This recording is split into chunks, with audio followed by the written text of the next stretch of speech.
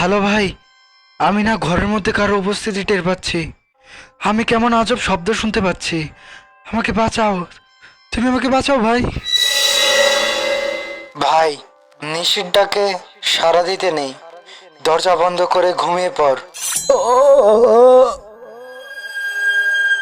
নিশির Dak, the fear returns with Zahidul Islam, Zahidul Islam, Zahidul ইসলাম।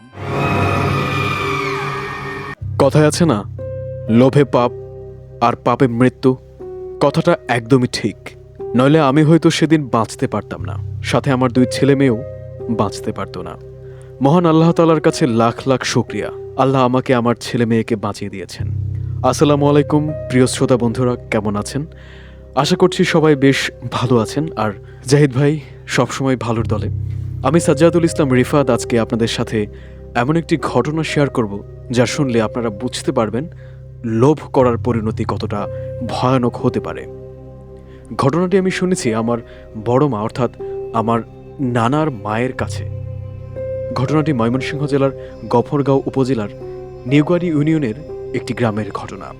ঘটনার সময়কাল সঠিক মনে না থাকলেও সম্ভবত ঘটনাটির বয়স 72 বছরের কম হবে না। তাই বোঝার সুবিধার জন্য ধরে নেই ঘটনাটি 72 বছর আগের। হঠাৎ একদিন গ্রামে কারেন্ট চলে যাওয়ায় সন্ধ্যায় আমাদের গ্রামের বাড়ির উঠানে আমরা বাড়ির বেশ কয়েকজন একসাথে গোল হয়ে বসি। এক পর্যায়ে সবাই বিভিন্ন আড্ডায় মেতে উঠি। একটা সময় আমি প্রশ্ন করি, আচ্ছা, তোমরা কি কেউ কখনো জিন ভূত দেখেছ? এই কথা বলার পর আমার বড় মা বলেন, হ্যাঁ, একটা ঘটনা আছে, শুনবে? শুনে আবার ভয় পাবে না তো? তখনই আমার নানু বলতে থাকে, না না, থাক থাক আম্মা, ও এমনি ছোট মানুষ, ভয় পাবে রাতে, বলার দরকার নেই। তবে আমিও নাছোড় বান্দা, ঘটনা আমি শুনবই। এক পর্যায়ে আমার জোড়াজুড়িতে বড় মা তার জীবনের একটি ঘটনা আমাকে বলতে আরম্ভ করলেন। বলছেন, বড় মা,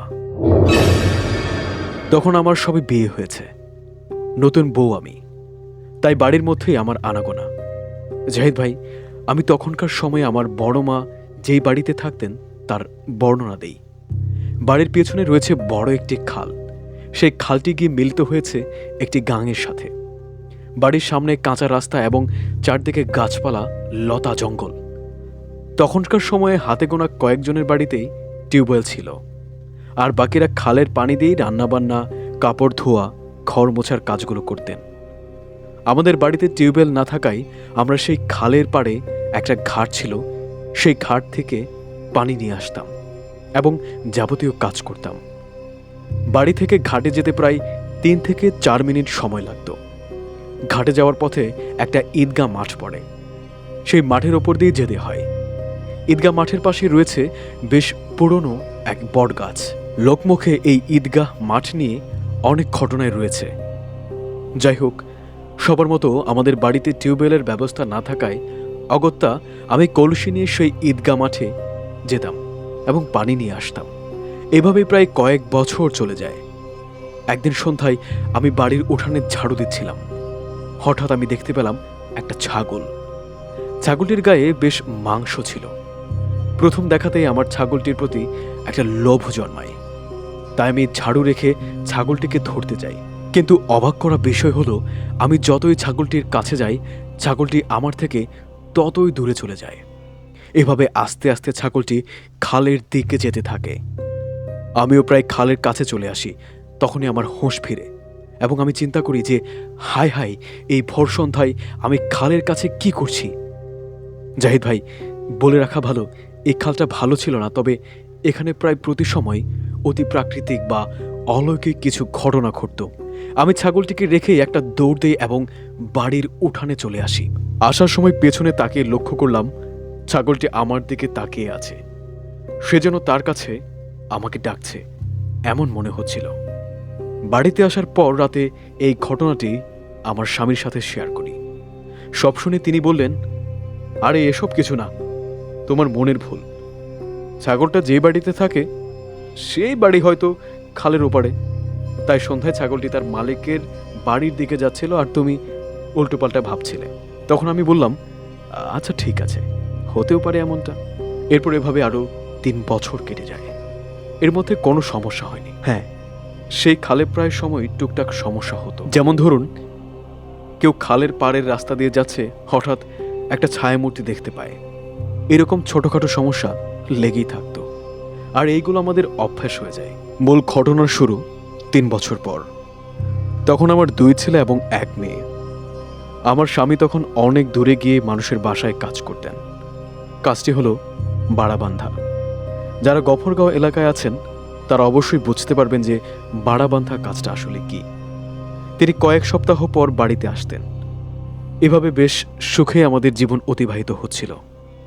তবে একদিন আমি ঘরের কাপড় ধোয়ার জন্য এবং রান্নাবান্না করার জন্য যেই পানির দরকার হয় সেই পানি আনার জন্য খাটের দিকে রওনা দিই। মিনিট কয়েকের মধ্যেই খাটে পৌঁছে যাই। তবে সেদিন আমার একটু অবাক লেগেছিল, কেননা প্রতিদিন খাটে আমি ছাড়াও অন্য মেয়ে লোকেরা থাকে, যারা কিনা আমার মতোই নিজেদের প্রয়োজনীয় কাজ সারতে আসেন। তবে আজকে কাউকে দেখতে পাচ্ছিলাম না। কিছুক্ষণ চুপ করে পরিবেশটা পর্যবেক্ষণ করলাম। মনে মনে ভাবলাম, যাকে আমার কি, আমি পানি নিয়ে বাড়ি চলে যাই। এরপর আমি কাপড় ধুতো করে এবং কলসি ভর্তি পানি নিয়ে বাড়ির দিকে ফিরে আসতে থাকি। তো যখনই আমি ঈদগাহ মাঠের দিকে আসি, আমি সেই বট গাছের দিকে লক্ষ্য করি কতকগুলো স্বর্ণের পয়সা পড়ে আছে। আমি একটু কাছে যেতে নিশ্চিত হলাম আসলেই এগুলো স্বর্ণের পয়সা। আমি আর লোভ সামলাতে পারলাম না। পয়সাগুলো হাতে নিয়ে কোমরে গুঁজে আমি বাড়ি চলে এলাম এবং সেই পয়সাগুলো ধান রাখার ঢুলিতে রেখে দিলাম। জাহিদ ভাই, ঢুলি হলো অনেকগুলো ধান একসাথে রাখার মতো একটা জায়গা, যেটা আঞ্চলিক ভাষা হিসেবে গফরগাঁয়ে ব্যবহার করা হয়। আমি বেশ খুশি ছিলাম, কেননা এই পয়সাগুলোর দাম তখন অনেক ছিল। আমার পরিবার 2-3 মাস অন্তত অনায়াসে কাজকর্ম ছাড়াই চলতে পারবে। আমার স্বামী একটু কাজ থেকে নিস্তার পেত। আমি সেদিন বাড়ির সব কাজ একটু আগেই শেষ করে ঘরে বসে আছি। বেলা ডুবে সবে মাত্র সন্ধ্যার আবির্ভাব। তখনকার সময়ে গ্রামের সবাই সন্ধ্যার সময় নিজ নিজ বাড়িতে শুয়ে পড়ত। অগত্যা আমিও আমার 2 ছেলে মঞ্জু মিয়া ছদ্মনাম এবং লিপি আক্তার ছদ্মনাম কে ঘরে নিয়ে মাটির খাটে শুয়ে আছি।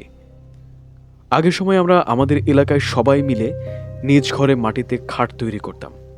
বর্তমান খাটের আকৃতির মতো করেই অনেকগুলো মাটি একত্রে ডিভির মতো করে এরকম খাট তৈরি করা হতো। ছেলের মাথায় হাত বোলাতে বোলাতে চোখটা প্রায় লেগেই আসছিল। তবে হঠাৎ শুনতে পেলাম দরজায় ঠকঠক শব্দ। আবছা ঘুমের ঘোরে আমি আর শব্দটিকে গুরুত্ব দিলাম না। তবে এই 1 মিনিট পর আমার ঘরের দরজায় কে যেন একটা জোরে লাথি দিয়ে দরজা ভেঙে ফেলে। ঘরে জ্বলতে থাকা হারিকেনটাও কাকতালীয়ভাবে টেবিল থেকে পড়ে ভেঙে যায়। মিনিট খানেকের মধ্যেই ঘরে একটা গরম হাওয়া অনুভব করি। আমার ছেলে তখনও ঘুমাচ্ছে। আমি তাড়াতাড়ি উঠে বসি। আমি জোরে বলি, কে রে, এরকম করছিস? বলে রাখি, তখনকার সময় গফরগাঁওয়ে প্রচুর পরিমাণে ডাকাতের আনাগোনা ছিল। তাই আমি ভেবেছিলাম ঘরে ডাকাত পড়েছে। আমি আবার জিজ্ঞেস করলাম, কে? কিন্তু কোনো উত্তর নেই। তবে হঠাৎ নীরবতা ভেঙে কর্কশ কণ্ঠে একটা প্রশ্ন শুনতে পাই, আমার জিনিস তুই কেন আনলি? আমি ভীত হয়ে যাই, কেননা এই কণ্ঠস্বর ছিল প্রচণ্ড তীক্ষ্ণ, যেন আমার কলিজায় এসে আঘাত করছে। আমি বুঝতে পারছিলাম না কোন জিনিসের কথা তিনি জিজ্ঞেস করছে, আর আমি অন্ধকারে তাকে দেখতে পাচ্ছিলাম না। কিন্তু তখন আবার সেই প্রশ্ন, আমার জিনিস কেন এনেছিস? এবার আমি বললাম, কে আপনি?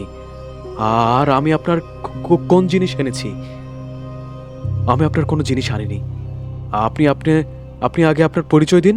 এই কথা বলার সাথে সাথে সেই অবয়ব আমার মুখে একটা লাথি মারে। আর বিশ্বাস করো, সাথে সাথে আমার সামনের 2টা দাঁত পড়ে যায়। মুখ দিয়ে অনবরত রক্ত বের হতে থাকে। মাথাটা ঝিম ধরে যায়। তখন আমার ছেলে মেয়ে ঘরের শব্দে দুজনেই উঠে পড়ে এবং মনে হচ্ছিল আমি অজ্ঞান হয়ে যাব। কিন্তু না, আমি অজ্ঞান হইনি। তখন সেই কণ্ঠস্বর আবার কানে বাজে, যেই মোহরগুলো এনেছিস ওইগুলো কালকে গিয়ে ফেরত দিয়ে আসবি। ঠিক যেই জায়গা থেকে এনেছিস ঠিক সেই জায়গায় রাখবি।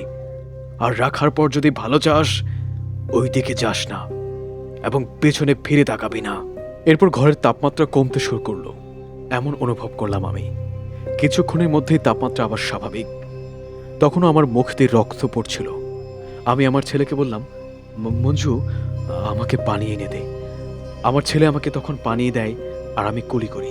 তখন ভয়ে আমার হাত পা কাঁপছিল, বুঝতে পারছিলাম না কি করব। এভাবে চিন্তা করতে করতে ফজর ওয়াক্ত হয়ে যায়। সারা রাত ঘুমাতে পারিনি। পরদিন সকালে বাড়ির কাউকে কিছু না বলে আমি সেই ঈদগাহ মাঠের উদ্দেশ্যে রওনা দিই মোহরগুলো নিয়ে। প্রিয় শ্রোতা বন্ধুরা, আমি এখানে বিষয়টি ক্লিয়ার করছি। এখন অনেকে ভাবতে পারেন রাতে এত কিছু হলো কিন্তু বাড়ির কেউ টের পেল না কেন। ভাবনা আসতেই পারে। বাড়ির লোক বলতে আমার বড় মা, মানে ঘটনাটি যার সঙ্গে ঘটেছে তার শ্বশুর এবং শাশুড়ি রয়েছে। এর মধ্যে বড় মার শ্বশুর অন্যের বাড়ি থেকে কাজ করতেন, আর শাশুড়ির সঙ্গে আমার বড় মার তেমন মিল ছিল না। বিয়ের কয়েক মাস পরেই তারা আলাদা হয়ে যায়। এর জন্য তাদের মধ্যে কথাবার্তাও কম হতো এবং সবসময় ঝগড়া লেগেই থাকতো। তাই হয়তো সেদিন শব্দ শুনেও বড় মার শাশুড়ি তার পুত্রবধূর ঘরে আসেনি। আবার ঘটনায় ফিরে আসি। আমি সকালে মোহরগুলো নিয়ে ঈদগাহ মাঠের সেই বট গাছের নিচে যাই এবং গিয়ে মোহরগুলো রেখে ক্ষমা চেয়ে চলে আসি এবং আসার সময় পেছনে তাকাইনি। এরপর জীবিকার তাগিদে আমি আরও অনেকবার সেই ঘাটে গিয়েছি, তবে এরকম কোনো অভিজ্ঞতার সম্মুখীন হইনি। এই বলে বড় মা তার জীবনের লোমহর্ষক এই ঘটনাটা শেষ করলেন। এরপর আমি বলে উঠি, বড় মা, তোমার সাথে আর কোনো ঘটনা ঘটেনি? বড় মা বলে যে হ্যাঁ, না মানে এরকম আমতামতা করতে থাকেন, কিন্তু তখনই কারেন্ট চলে আসে। আমার নানু বলেন, অনেক হয়েছে, আজ আর নয়, পরে একদিন আবার শুনব। তবে বড় মা হয়তো তার জীবনের আরেকটি ঘটনা বলতে চেয়েছিলেন। কি মনে হয়? জানতে পারলে অবশ্যই শেয়ার করব। এই ছিল আমার বড় মা থেকে শোনা ঘটনা। জানি না ঘটনা কতটুকু ভালো লেগেছে আপনাদের। ভালো না লাগলে ক্ষমা প্রার্থী। যদি ঘটনা প্রচার করা হয় তাহলে ইনশাল্লাহ খুব শীঘ্রই সেই ঈদগাহ মাঠের ছবি এবং ভিডিও নিশির গল্পে শেয়ার করব। অলরাইট, এ ছিল সাজ্জাতুল ইসলাম রিফাতের কাছ থেকে পাওয়া ওনার বড় মার সাথে ঘটে যাওয়া এক ভৌতিক ঘটনা। আমাদের নিশির গল্পের আজকের এই প্রথম ঘটনা। জানি না কেমন লেগেছে আপনাদের, অবশ্যই জানাবেন কমেন্টে এবং সাবস্ক্রাইব করবেন আমাদের ইউটিউব চ্যানেল নিশির গল্প। এবং আশা করছি আপনারা সবসময় আমাদের সাথেই থাকবেন। আমরাও আপনাদের সাথে আছি। নতুন নতুন ঘটনা নিয়ে ফিরব প্রত্যেক সপ্তাহে। দেখা হবে, কথা হবে। ততক্ষণ পর্যন্ত ভালো থাকবেন, সুস্থ থাকবেন। আল্লাহ হাফেজ।